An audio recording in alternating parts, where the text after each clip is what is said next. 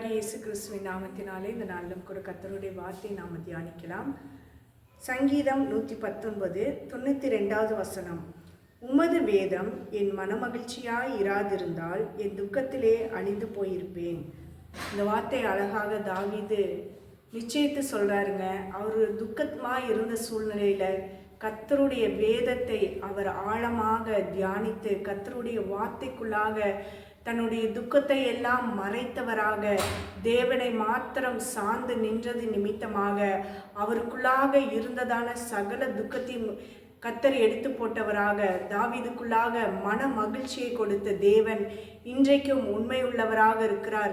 அதனால கர்த்தருடைய வேதத்தில் நம்ம மன மகிழ்ச்சியாக துக்கமான சூழ்நிலையில நமக்கு வருகிறதான நெருக்கத்தின் சூழ்நிலையிலே அந்த வேத வார்த்தைகளை நம்ம இருதயத்திலே நம்ம வைத்து வைத்து ஜெபிக்கும் போது நமக்குள்ளாக மன மகிழ்ச்சியை கொடுக்க கர்த்தர் வல்லமையுள்ளவராக இருக்கிறார். இந்த நாளிலே எந்த சூழ்நிலையில் நீங்கள் இருந்தாலும் கர்த்தருடைய வார்த்தைக்குள்ளாக உங்களை நிரப்பிக்கொள்ளுங்க.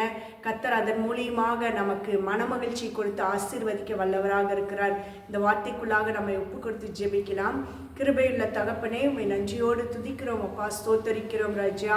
அப்பா, துக்கத்தோடு வேதனையோடு பாரத்தோடு இருக்கிற ஒவ்வொரு பிள்ளைகளுக்கும் கர்த்தருடைய வேதம் ஆண்டவரே மன மகிழ்ச்சி கொடுக்கிறதாக காணப்படுகிறதே அப்பா.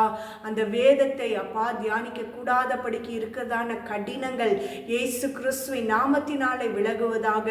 தாவீதுக்கு மனமகிழ்ச்சியை கொடுத்த தேவ ஆவியானவர் எங்களுக்குள்ளாகவும் அந்த வேத வார்த்தையினால மனமகிழ்ச்சியை கொடுத்து எல்லா துக்கங்களையும் எடுத்து போட்டு என் தேவன் நீர் ஆண்டவரே இந்த நாள் முழுவதுமாக வழிநடத்த வேண்டும்படியாய் இயேசு கிறிஸ்துவின் நாமத்தினாலே ஒப்பு கொடுத்து ஜெபிக்கிறோம் ஜீவனுள்ள நல்ல தகப்பனே, ஆமென்.